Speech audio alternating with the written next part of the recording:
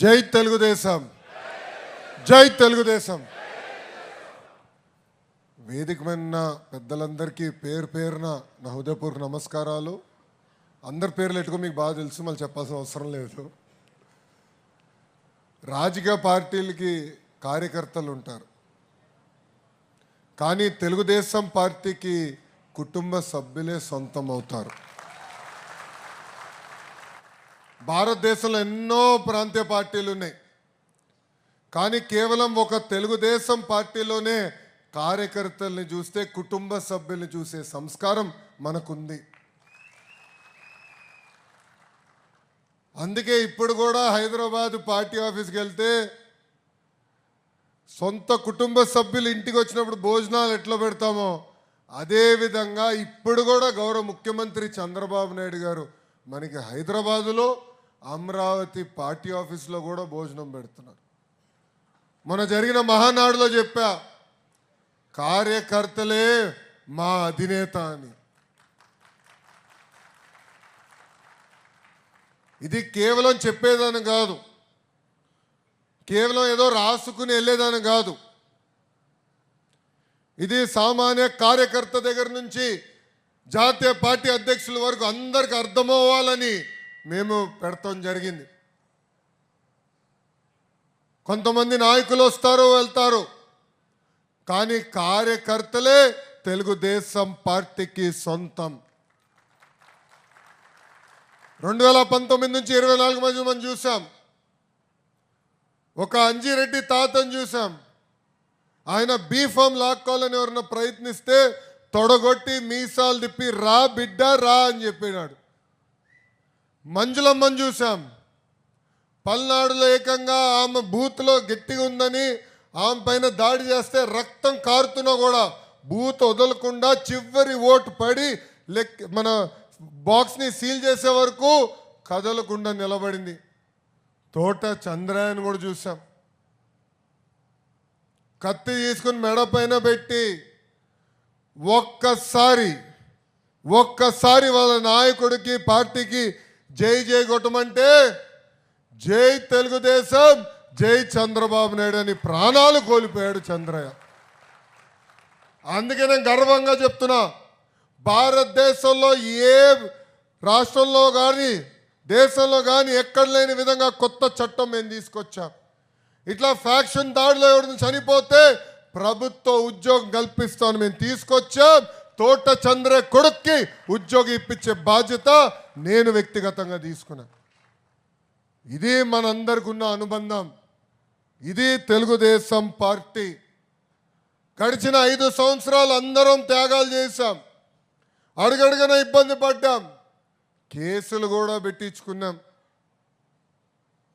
నేను నిన్న కలెక్టర్ కాన్ఫరెన్స్లో నవ్వుతా చెప్పా ఒక పోలీస్ సోదరుడికి, మన హోంమంత్రి గారు కూడా తల్లి వీలే కేసులు మన పైన పెట్టారు, టైం ఇస్తున్నా తొందరగా కేసులు తీయమని చెప్పని కూడా అదే అధికారులకు నేను చెప్పా. మీ అందరి త్యాగాల వల్ల భారతదేశ చరిత్రలో ఎక్కడ జరిగిన విధంగా 175 స్థానాలలో 164 స్థానాలు మనం కైవసం చేసుకున్నాం. వైనాట్ 175 అన్నవారు టీమ్ 11కే పరిమితం అయిపోయే పరిస్థితి మనందరం కూడా చూసాం. అహంకారం వద్దు, కష్టపడే మనస్తత్వం మనకు కావాలి.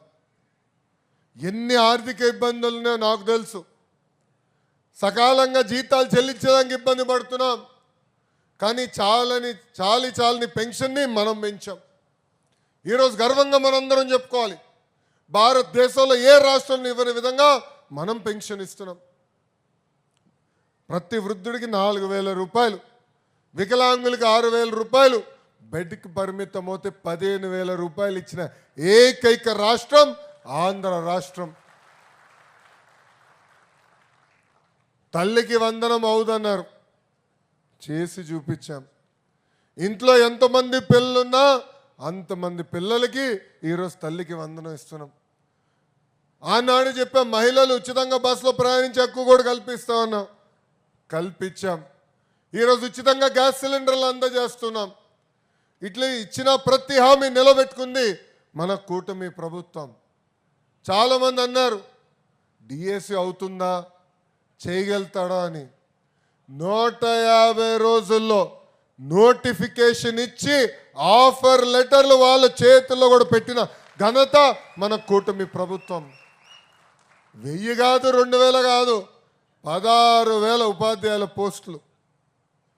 నిన్నగాక మొన్న మనం చూసాం, గౌరవ ముఖ్యమంత్రి చంద్రబాబు నాయుడు గారు, గౌరవ ఉప ముఖ్యమంత్రి పవన్ అన్న, మన హోంమార్చులు అనితమ్మ ముగ్గురు కలిసి సుమారుగా 6,000 మంది పోలీస్ సోదరుల చేతిలో కూడా మనం లెటర్ పెట్టే పరిస్థితికి వచ్చాం. ఇవన్నీ ఒక పద్ధతి ప్రకారం మనం తీసుకెళ్తున్నాం. ఎప్పుడు లేని విధంగా పెట్టుబడులు వస్తున్నాయి. అందరికి తెలుసు రాష్ట్రం కష్టాల్లో ఉంది, రాష్ట్రం ఇబ్బందుల్లో ఉంది. కానీ ఆంధ్ర రాష్ట్రానికి ఒకటి ఉంది, అది బ్రాండ్ చంద్రబాబు నాయుడు గారు. నేను ఈరోజు ఏ కంపెనీకి వెళ్ళినా, ఏ దేశానికి వెళ్ళినా తలుపులు తెరిచి రండి కూర్చోండి, ఏం చేయొచ్చు అని అడుగుతున్నారు. ఆంధ్ర రాష్ట్రానికి పెట్టుబడులు ఎట్టబెట్టాలో చెప్పండి అని అడుగుతున్నారు. అందుకే ఆయన ఉన్నారు కనుకనే మనం పరిగెత్తుకుంటూ వెళ్ళగలుగుతున్నాం. వాసు చెప్పినట్లు మేమందరం మిసైల్స్ అమ్మా. బాబు గారు లాంటి పెద్దవారు మాకు జీపీఎస్, అంటే సరైన దారిలో వెళ్తున్నామా లేదా. సీనియర్లు జూనియర్ని సమానంగా గౌరవిస్తా, కానీ పనిచేసిన వాళ్ళనే నేను ప్రోత్సహిస్తా. చాలామంది కార్యకర్తలు పాదయాత్రలో నన్ను కలిసినప్పుడు అడిగారు, పనిచేసే వాళ్ళకి పనిచేయని వాళ్ళకి తేడా ఏంటి సార్ అన్నారు. మీరు ఫోటోలు ఎక్కువ దిగితే ప్రాధాన్యత ఇస్తాను, మీరు ఇస్తారు కదా అని అన్నారు. అప్పుడు వాళ్ళు చెప్పా, అందుకే ఒక యాప్ తీసుకొచ్చా. ఎవరు పని చేశారు ఎవరు పని చేయలేదో బటన్ నొక్కితే తెలుసుకునే విధానం తీసుకొచ్చా. ఓటీపీ ఏంటి, తలుపుతుంది చెల్లమ్మ వెనకాల. కరెక్టే సార్, ఇవన్నీ ఎందుకు పెట్టినారు. ఎవరు పని చేశారు ఎవరు పని చేయలేదో ఈరోజు మేము తెలుసుకోగలుగుతున్నాం. ఉత్తమ కార్యకర్తలుగా గుర్తించాం. కొంతమందికి 3 అవార్డులు వచ్చిన వారు ఉన్నారు. వాళ్ళందరినీ గుర్తించి నామినేటెడ్ పదవుల్లో కానీ పార్టీ పదవుల్లో కానీ రాబోయే రోజుల్లో పార్టీలో పైకి తీసుకెళ్లే బాధ్యత మీ లోకేష్ తీసుకుంటాడని ఈ సభాముఖం నేను హామీ ఇస్తున్నా.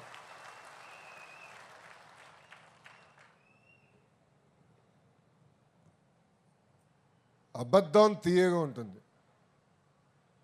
కానీ నిజం కొంచెం చేదుగా ఉంటుంది. నేను నిజం చెప్పేవాడిని, ఉంది ఉన్నట్టుగా చెప్తా. ఇక్కడ కార్యకర్తలు అందరూ తెలుసుకుని ఉంటారు. ఇప్పటికీ మనసులో నేనేం దాచుకోను, ఎందుకంటే మనందరం ఒక పెద్ద కుటుంబం, కలిసికట్టుగా నడవాల్సిన కుటుంబం. సో నా మనసులో ఏమున్నా పలికేది ప్రేమగా పలుకుతా, కోపం వస్తే అంతే ఘాటుగా చెప్తాను. మన మంచి కోసం, పార్టీ భవిత కోసం. ఈ భూమిపైన మనందరం శాశ్వతం కాదు, మీ లోకేష్ కూడా శాశ్వతం కాదు. కానీ విశ్వవిఖ్యాత నట సార్వభౌమ స్వర్గీయ శ్రీ నందమూరి తారక రామారావు గారు స్థాపించిన తెలుగుదేశం పార్టీ శాశ్వతం. నిన్న మొన్న కొంతమందితో మాట్లాడుతున్నా, వాళ్ళందరూ చెప్పా, అన్నగారు ఏ ముహూర్తంలో పార్టీ స్థాపించారో తెలియదు, కానీ చాలామంది అన్నారు తెలుగుదేశం పార్టీని భూస్థాపితం చేస్తామన్నారు, తెలుగుదేశం పార్టీ ఉండదన్నారు. కొంతమంది పార్టీ వీడి వెళ్ళినప్పుడు కూడా పెద్ద పెద్ద మాటలు మాట్లాడారు. కానీ కార్యకర్తలే చూపించారు తెలుగుదేశం పార్టీ అనేది రాబోయే 10 కాదు కదా 100 సంవత్సరాలు ఈ భూమిపైన ఉంటుంది. తెలుగు జాతి ఉన్నంత వరకు తెలుగుదేశం పార్టీ ఉంటాం శాశ్వతం. మనందరం చూసాం, ఒక పద్ధతి ప్రకారం మనం పనిచేసుకుంటూ వెళ్తున్నాం. కానీ రాష్ట్రంలో కూడా ఒక సైకో ఉన్నాడు. ఎంత మంచి సినిమా అయినా ఒక చిన్న విలన్ ఉంటాడు. రాష్ట్రానికి ఒక సైకో ఉన్నాడు. నిన్న మొన్న మాట్లాడుతున్నాడు, అరెస్ట్ చేస్తాడంట. అరే 53 రోజుల్లో నువ్వు మా నాయకుడిని అరెస్ట్ చేసి ఇదే రాజమండ్రి జైల్లో బంధించి ఏం పీకావయ్యా, ఏం పీకావు? నువ్వు అరెస్ట్ చేస్తే మేము భయపడాలా? అరే ఇట్లా నీ ముందర చాలామంది పెద్ద పెద్ద మాటలు మాట్లాడారు. వాళ్ళందరి పరిస్థితి ఏమైందని ఒక్కసారి ఆ సైకోని ఆలోచించమని నేను అంటున్నా. అంతేగాని ఈ మధ్యన చూస్తున్నా రప్పరప్ప అంటే ఏంటి రప్పరప్ప, 2 రప్పరప్ప మేము బీగుతాం. ఎర్ర బుక్లో 3 పేజీలనే, ఇంకొన్ని చాలా పేజీలు. ఎవరికి ఎప్పుడు ముహూర్తం పెట్టాలో నాకు తెలుసురా భయ్. ఎందుకో ఆవేశం, ఎగిరెగిరి వస్తున్నారు. ఏం కంగారు లేదు. చట్టాన్ని కానీ మీరు ఉల్లంఘిస్తే నేను ఎవరిని వదిలిపెట్టాను, ఈ కూటమి ప్రభుత్వం వదిలిపెట్టాను. ఎవరైనా. That is the power of red book. అందుకే నేను రాసుకున్నా, అందుకే నేను పెట్టుకున్నా. నేను ఎవరిని వదిలిపెట్టాను. ఇక్కడున్న కార్యకర్తలందరం మనం చేయాల్సిన పనులు మనం చేయాలి. అది మనం మర్చిపోకూడదు. లోకేష్కి ఏముంది, బాబు గారు చెప్తే పని అయిపోతుందని. కానీ తెలుగుదేశం పార్టీలో సంస్కరణలు తీసుకొచ్చి నేను పోరాడా. నేను అనేక సార్లు చెప్పా, సైకోతో నేను ఎంత పోరాడానో 3 రెట్లు ఎక్కువ తెలుగుదేశం పార్టీలో నేను పోరాడా. ఒక పార్లమెంట్ పార్టీ వ్యవస్థ తీసుకొచ్చేదానికి పోరాడా. అందరూ పాలిట్ బ్యూరోలో ఉన్న పెద్దవారందరూ అన్నారు, అన్న ఎన్టీఆర్ గారు ఏకంగా జిల్లా పార్టీ అధ్యక్షులు పెట్టారు కదా, ఇది మార్చితే కరెక్ట్ కాదు కదా అన్నారు. నేను కాలం మారింది, రాజకీయంగా అవసరాలు మారినాయి. మారిన కాలానికి మనం కూడా మారాలని కోరా. 2 సంవత్సరాలు పట్టింది నాకు, కానీ వదిలిపెట్టలా. నేను అనుకుంది అన్నీ అవ్వవు. ఈరోజు కూడా బాబు గారితో నేను పోరాడతా. కానీ బాబు గారు ఒక్కసారి నిర్ణయం తీసుకుంటే తల వంచి ఆ నిర్ణయాన్ని అమలు చేసే వ్యక్తి మీ లోకేష్. మీరన్నా నన్ను కన్విన్స్ చేయాలా, నేనన్నా మిమ్మల్ని కన్విన్స్ చేయాలా. రెండిట్లో ఏదో అవ్వాలి తప్ప అలుగుతే మటుకు నేను ఎవరిని వదిలిపెట్టానండి. అలుగుతే మన పార్టీ నష్టపోతుంది, మన రాష్ట్రం నష్టపోతుంది. ఇది దయచేసి గుర్తుపెట్టుకోవాలని కార్యకర్తలందరినీ నేను కోరుతున్నా. ఇంకా మన నియోజకవర్గం గురించి ఏం చెప్పాలి చెప్పు. కంచుకోట అంటే 2 నియోజకవర్గాలు గుర్తొస్తాయమ్మా. అంత సీన్ లేదా ఆగ్రా భయ్. కంచుకోట అంటే 2 నియోజకవర్గాలు.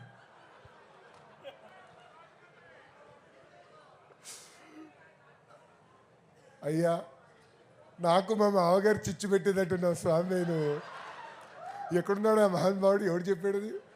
అందరు చూపిస్తున్నారు. ఇప్పుడు పార్టీ ఆవిర్భావం తర్వాత 2 నియోజకవర్గాలు మనం ఎప్పుడు ఓడిపోయింది. ఒకటి కుప్పం, రెండోది హిందూపూర్. ఎప్పుడు ఓడిపోలా. ఏంటి చప్పట్లు కూడా ఎత్తున్నారు? ఆ చరిత్ర మనం తిరిగి రాయాలి స్వామి. మళ్ళీ కంచుకోట అంటే మంగళగిరి, రాజమండ్రి లాగా తెలిసే విధంగా చరిత్ర తిరిగి రాయాలి. చరిత్ర రాయాలన్నా, తిరిగి రాయాలన్నా ఒక తెలుగుదేశం పార్టీతోనే సాధ్యం. మనం చూసాం 2019లో మీరు మమ్మల్ని ఆశీర్వదించారు, దీవించారు, భవానీ చెల్లమ్మని గెలిపించారు. అందుకే ఎక్కడికి వెళ్ళినా జై భవానీ అంటాను నేను. వాసు జాతి కూడా చెప్పించాలి. కష్టకాలంలో నిలబడింది చెల్లి. శాసనసభ సాక్షిగా మా తల్లిని ఎట్లయితే అవమానించారో భవానీ గారిని కూడా అవమానించారు. మద్యం పైన మాట్లాడితే ట్రోల్ చేశారు, మనందరం చూసాం. ఒక చీమను కూడా ఏమనలేదు చెల్లి. అలాంటి చెల్లమ్మ పైన కూడా వాళ్ళు ఎలా దాడి చేశారో మనందరం చూసాం. ఇప్పుడే వాసు అన్నాడు, ఎమ్మెల్సీ ఎన్నికలు వస్తున్నాయి. అప్పటికి నాకు అర్థమైంది మనం గెలుస్తామని. ఎంత ఇబ్బంది పెట్టారో మనందరం చూసాం. వాసు పైన కేసులు పెట్టారు, జైలుకి తీసుకెళ్లారు. ఇక్కడ అప్పారావు గారి పైన కేసులు పెట్టారు, వాసు గారి తల్లి పైన కేసులు పెట్టారు. చివరికి వాసు చెప్పినట్లు వాళ్ళ కొడుకు ఇంట్లో ఉంటే పోలీసుల్ని పంపించి అన్ని రకాలుగా ఇబ్బంది పెట్టాలని ప్రయత్నించారు. కానీ జై తెలుగుదేశం అన్న నినాదానికి కట్టుబడి ఉంది ఆదిరెడ్డి కుటుంబం అని సభాముఖం తెలియజేస్తుంది. 5 సంవత్సరాలు మమ్మల్ని ఎక్కడ ఇబ్బంది పెట్టలా. ఒకటే చెప్పాడు, అన్న 2024లో మళ్ళీ మాకు అవకాశం ఇస్తావు కదా అని. నేను అప్పుడు ఒకటే మాట అనేవాడిని, జై భవానీ అనేవాడిని.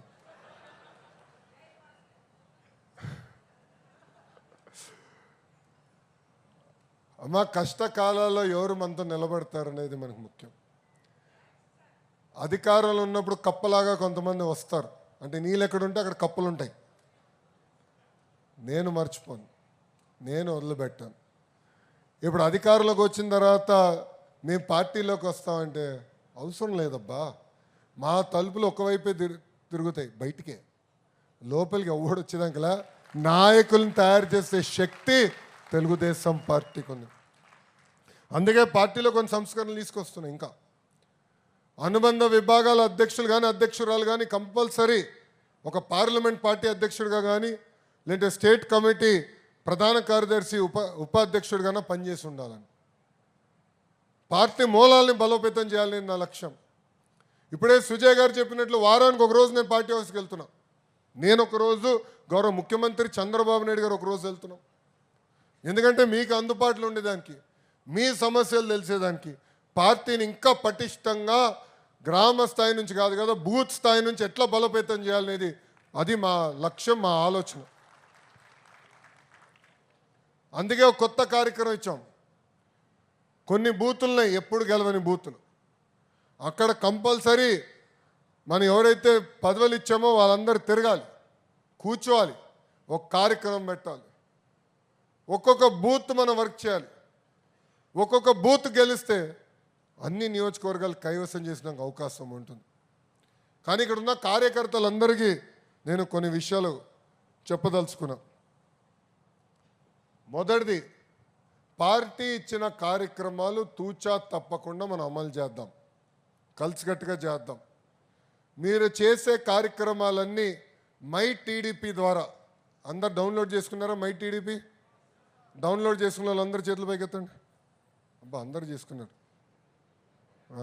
వీళ్ళు చేయాల, వాసు చేశారు, మిగతా వాళ్ళు చేయాల. మై టీడీపీ ద్వారా మేము టాస్క్ ఇస్తాం.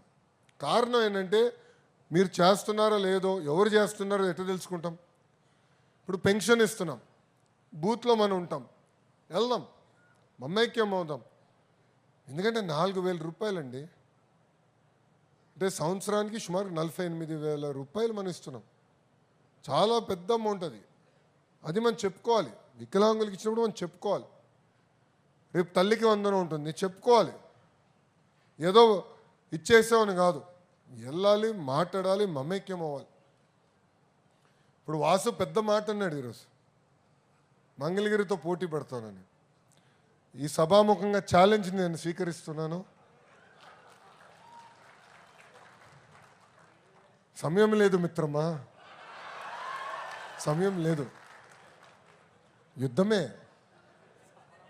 సమరమే, అయిపోయింది నీ పని. ఛాలెంజ్ నేను స్వీకరిస్తున్నా. ఓయ్, ఒకవైపు చూడు, రెండో వైపు చూడాలనుకోదు. ఫ్లూట్ జింక ముందలేదు, సింహం ముందల కాదు. వన్ అండ్ ఓన్లీ జై బాలయ్య.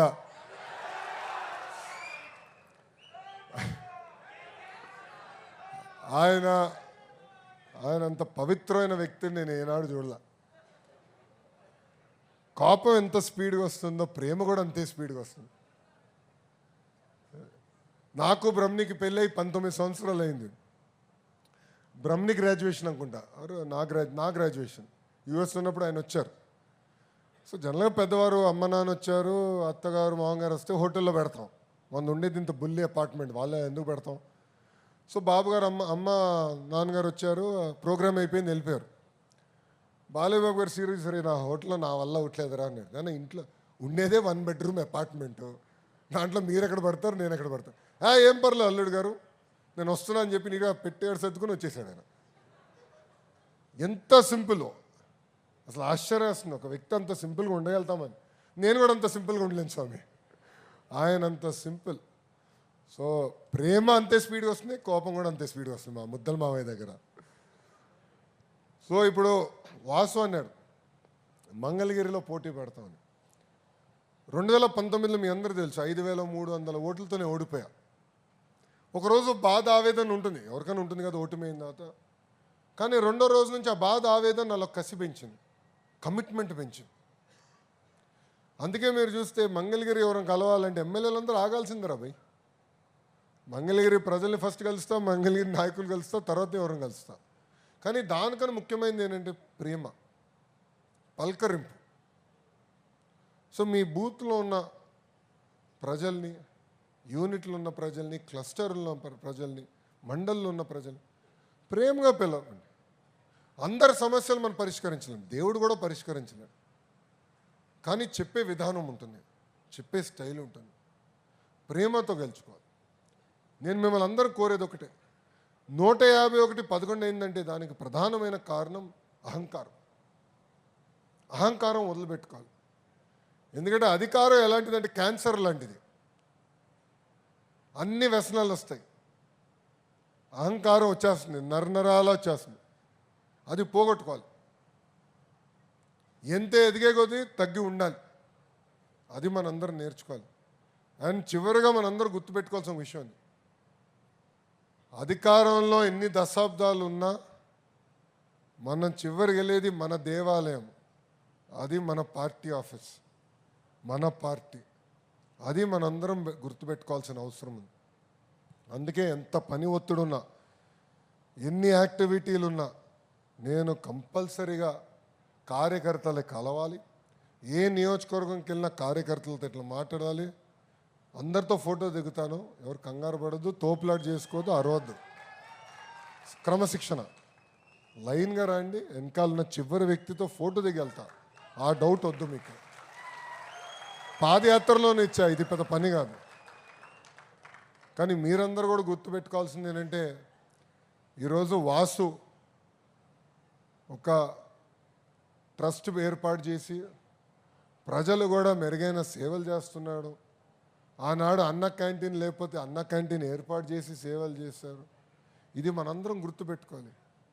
ఆయన తీసుకున్న అన్ని నిర్ణయాలతో మనం ఏకీభవించవచ్చు, కానీ కష్టకాలాల్లో ఎవరు మనతో నిలబడ్డారు, ఎవరు మనకు అండగా ఉన్నారు, మన పైన కేసు పెడితే ఎవరు నిలబడ్డారు అనేది ఒక్కసారి ఆలోచించాల్సిన అవసరం. ఎందుకంటే 53 రోజులు బాబు గారిని జైల్లో బంధిస్తే ఎవరు నాతో నిలబడ్డారు ఇప్పటికీ నా బాధ తెలుసు. చౌదరన్నతో కారులో మాట్లాడుతూ ఉన్నా, మేమందరం మాట్లాడుకుంటున్నాం. వాసు కూడా ఉండే, రాజమండ్రి జైలు దాటితే చెప్తున్నా ఎన్ని ఇబ్బందులు పడ్డాం. కేసు పెడతామన్నారు, జైలుకు పంపిస్తా అన్నారు, కానీ మీరు మా కుటుంబానికి అండగా నిలబడ్డారు. నేను లేను, బాబు గారు లోపల పెట్టారు, బ్రహ్మని ఇక్కడనే ఉండే, అమ్మ ఇక్కడనే ఉండే, మీరు నిలబడ్డారండి. అది నేను జీవితాంతం గుర్తుపెట్టుకుంటా, మీ అందరికీ రుణపడి ఉంటానని ఈ సభకు తెలియజేస్తున్నాను. మనందరం ఒక కుటుంబం, కలిసికట్టుగా పనిచేద్దాం. వాసుని ఎంత పొగుడతానో అంతే తిడతా, 2 దెబ్బలు కూడా వేస్తా. ఎందుకంటే నాకు అక్క చెల్లెలు అన్న తమ్ముడు లేరు, నాకుంది మీరందరే. వాసుని చూసినప్పుడు కూడా అట్టనే భావిస్తా, రాముని చూసినప్పుడు కూడా అట్టనే భావిస్తా, బొజ్జల సుధీర్ని చూసినప్పుడు కూడా అట్టనే భావిస్తా. మనందరం ఒక కుటుంబం, కలిసికట్టుగా ముందరికి వెళ్దాం. 2024 ఎన్నికల్లో 3 పార్టీలు కలిసికట్టుగా పోటీ చేసింది. ఒకటి తెలుగుదేశం పార్టీ, ఒకటి జనసేన, మూడోది భారతీయ జనతా పార్టీ. ముగ్గురం కలిసికట్టుగా పనిచేసాం. ఎవరు ఊహించిన విధంగా 94% సీట్లు మనం గెలుచుకున్నాం. ఈరోజు కేంద్రంలో ఎన్డీఏ ప్రభుత్వం, రాష్ట్రంలో ఎన్డీఏ ప్రభుత్వం ఉంది కనుకనే ఇన్ని సంక్షేమ అభివృద్ధి కార్యక్రమాలు మనం చేయగలుగుతున్నాం. లేదంటే జీతాలు కూడా కట్టే పరిస్థితి ఉండేది కాదు. ఇది మనందరం గుర్తుపెట్టుకోవాలా. ప్రతిపక్షంలో ఉన్న సైకో వాళ్ళు ఏం చేస్తారంటే ఈ రెండు పార్టీలు కానీ 3 పార్టీల మధ్య చిచ్చు పెట్టడానికి ప్రయత్నిస్తారు, ఇబ్బంది పెట్టడానికి ప్రయత్నిస్తారు. తెలుగుదేశం పార్టీ పేర్లతో వాళ్ళని తిడతారు, వాళ్ళ పేరుతో మనం తిడతారు. మనం అప్రమత్తంగా ఉండాలి.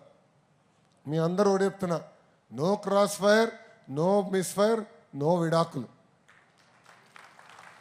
రాదు, ఉండదు. పవన్ అన్న కానీ, గౌరవ ప్రధానమంత్రి నరేంద్ర మోడీ గారు కానివ్వండి, లేదంటే మన నాయకుడు చంద్రబాబు నాయుడు గారు కానివ్వండి, చాలా క్లారిటీతో రాబోయే 5 కాదు 10 కాదు కనీసం 15 సంవత్సరాలు ఆంధ్ర రాష్ట్రంలో కూటమి ప్రభుత్వం కలిసికట్టుగా పోటీ చేయాలి, గెలవాలి, దారి తప్పిన రాష్ట్రాన్ని సరైన దారిలో పెట్టాలి.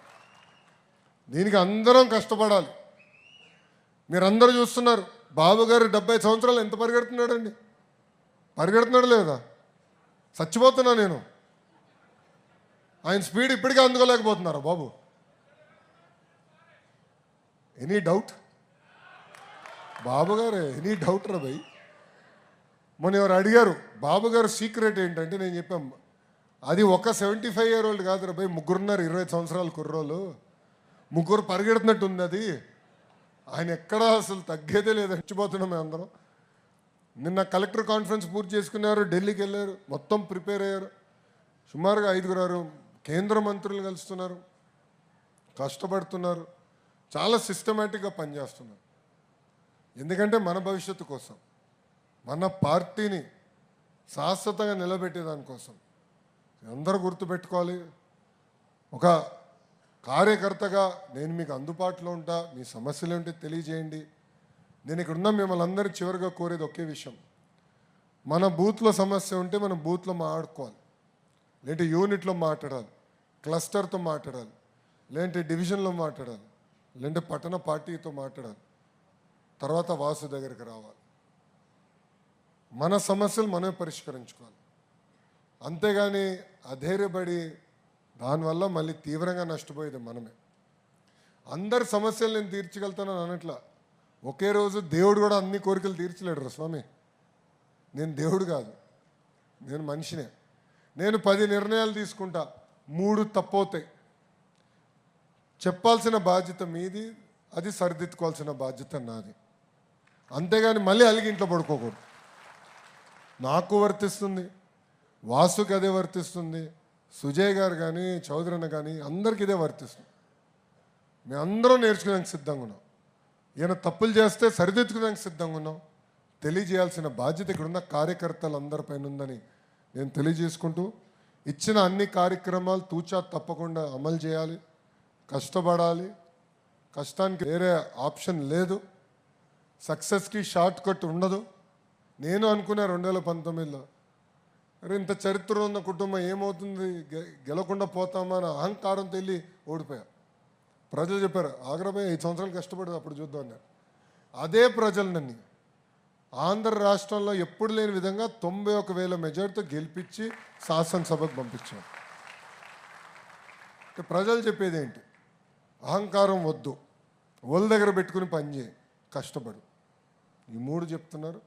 అందరం కలిసికట్టుగా పనిచేద్దాం, మన సమస్యలు మనం పరిష్కరించుకుందామని ఈ సభాముఖం మీ అందరికి తెలుపుకుంటూ, నాడు నేడు ఎప్పుడు ఆదిరెడ్డి కుటుంబం ఎట్లయితే మాకు అండగా నిలబడిందో అదేవిధంగా తెలుగుదేశం పార్టీ కూడా అండగా నిలబడుతుందని ఆ కుటుంబానికి సభాముఖంగా మీ లోకేష్ హామీ ఇస్తున్నారు.